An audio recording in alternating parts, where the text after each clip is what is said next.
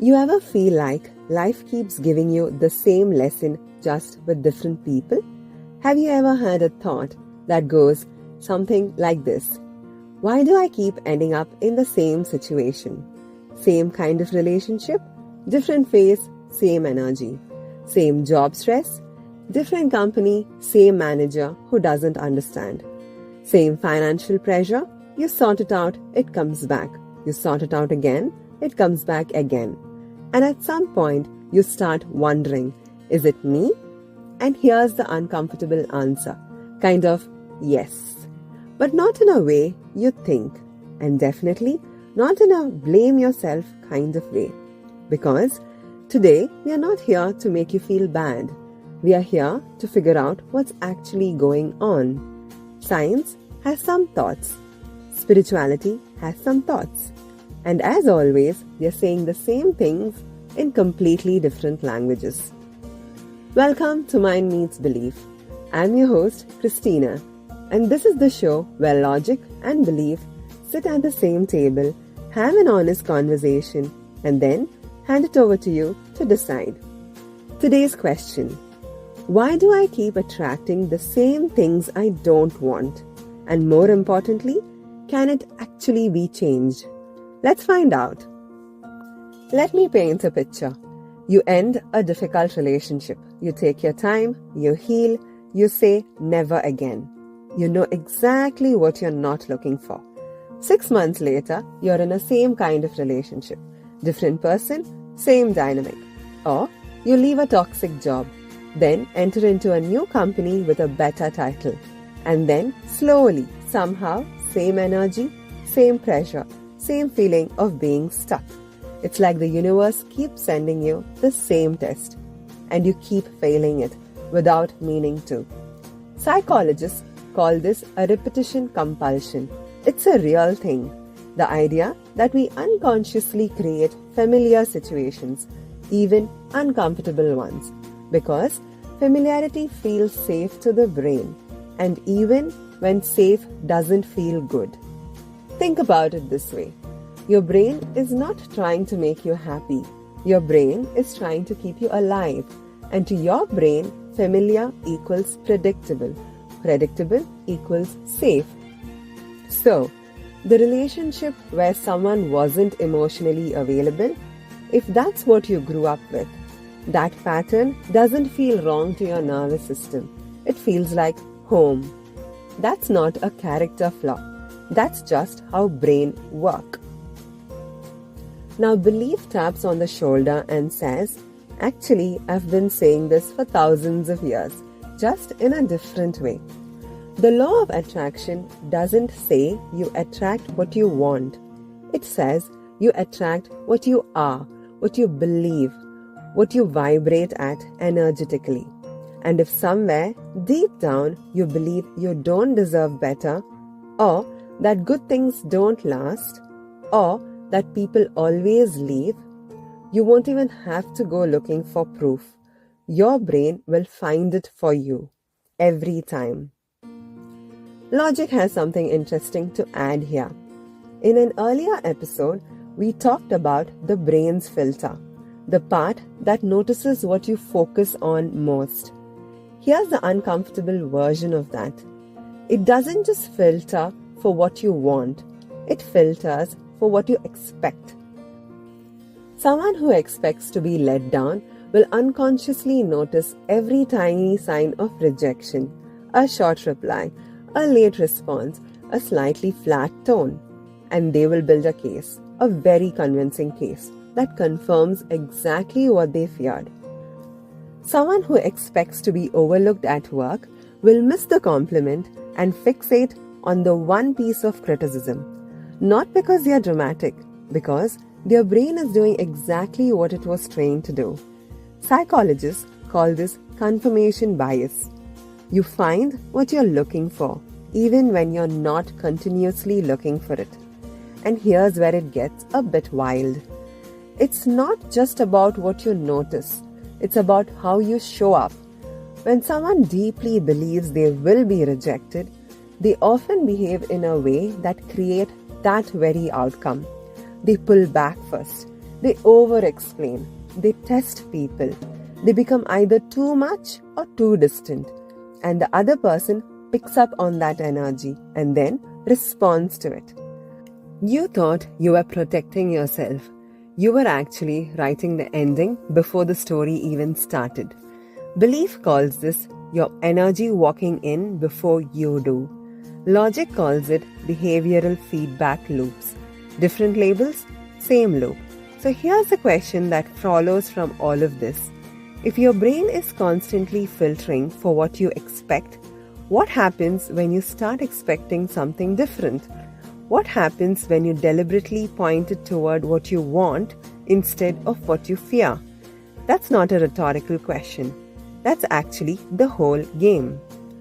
Here's the part nobody talks about enough. Most of this isn't happening at the surface level. You can't just think your way out of it because you didn't think your way into it. Before you were old enough to have opinions, you were being programmed by your environment, by what you watched, by what you heard repeated around you. If you grew up hearing, you can't trust people, everyone leaves, don't get your hopes up, that didn't just go in one ear and out the other.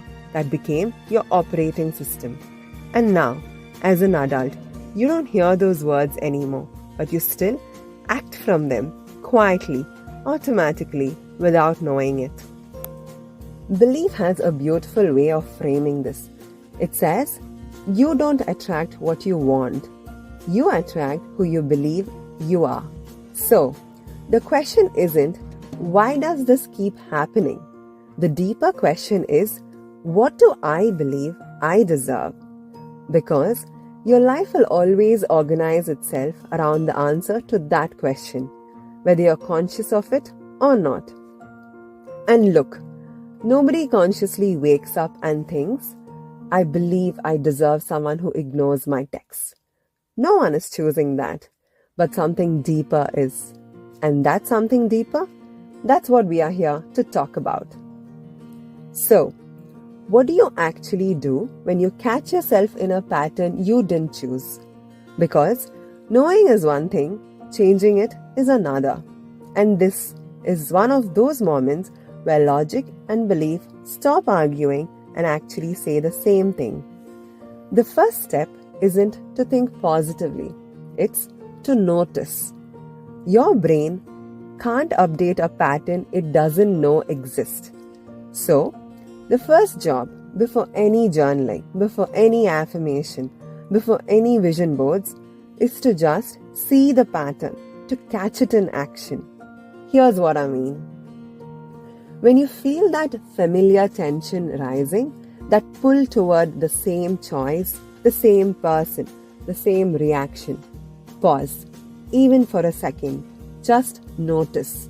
There it is, that thing again. That moment of noticing, that's not small.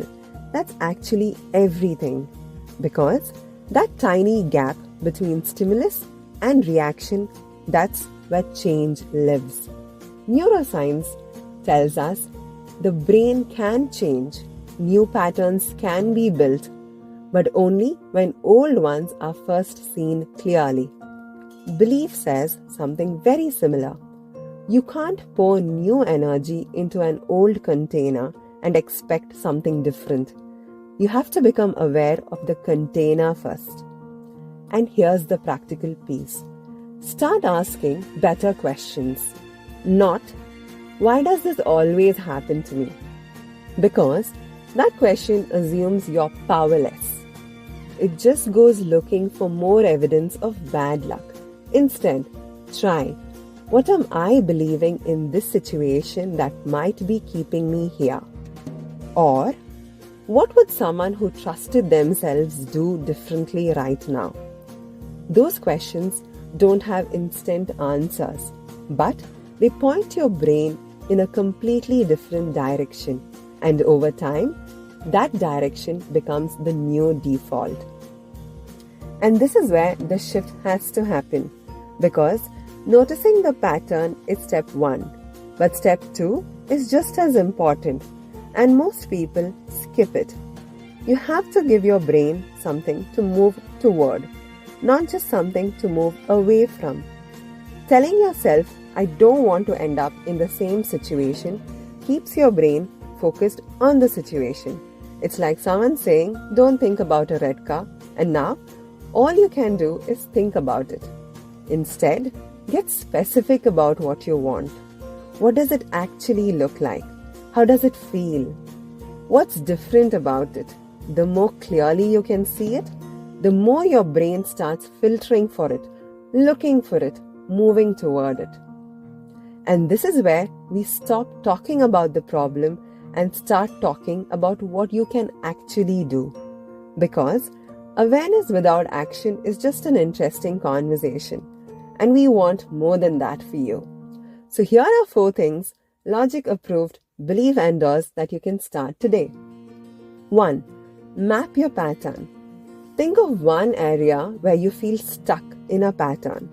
Relationships, work, money. Pick one. Write it down. What is the story I keep telling about this area? What do I expect to happen before it even happens?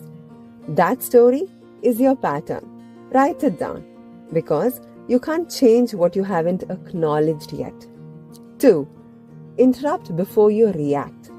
The next time you feel the familiar pull, that old feeling rising, give yourself 3 breaths before you respond. Not to suppress it, just to create space. That space is your brain choosing instead of reacting. And choice, even a small one, is where new pattern begins. 3. Change the evidence. Your brain believes what you show it. So start collecting small proof of the opposite. Someone was kind to you today? Note it. Something went well? Write it down. You're not pretending the bad stuff doesn't exist. You're just making sure your brain gets a full picture. Because right now, it's only getting one side of it. 4. Point your brain in the right direction.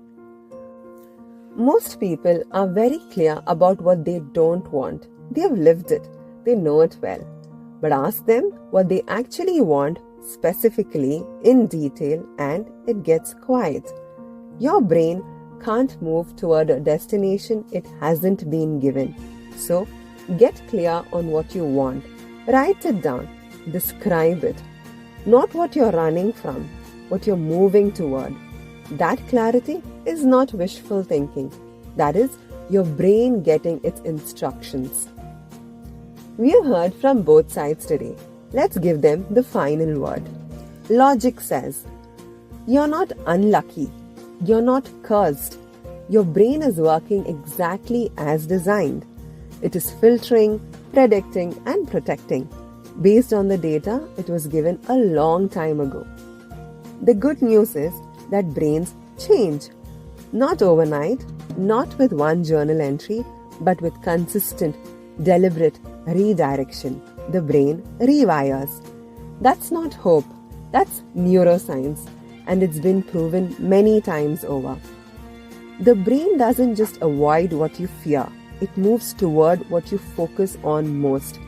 Give it a clear target and it will start finding ways to get there. That's not magic. That's just how attention works. Belief says, you're not attracting what you fear because the universe is against you. You're attracting a reflection of what lives inside you. And what lives inside you was placed there mostly without your permission. But here's the spiritual truth. Awareness is the beginning of freedom. The moment you start seeing the pattern, you're already standing outside of it. And from outside it, you can choose something different. You cannot attract what you want while your energy is consumed by what you don't want. The two cannot occupy the same space. Choose the thought, choose the feeling, choose the direction, and hold it even before evidence shows up. And maybe somewhere in between, maybe you don't attract what you don't want because something is wrong with you. Maybe you attract it because something in you recognizes it. And recognition isn't destiny. It's just a very familiar road. The question is, do you have to keep walking it? You decide. The pattern that feels more like just your luck are almost never about luck. They're about belief, invisible, inherited, automatic belief, doing its job every single day without being asked. But here's what I want you to hold on to from today. You didn't choose the beliefs that started the pattern, but you can choose to see them. And seeing them, really seeing them, is not a small thing. It's actually the hardest and most important step. And if today's episode hit differently, share it with someone who needs to hear it. Not for the numbers, but because someone out there is stuck in a pattern right now and doesn't have words for why. This might be the thing that helps. Think deeply, believe boldly. I'll see you on the next one.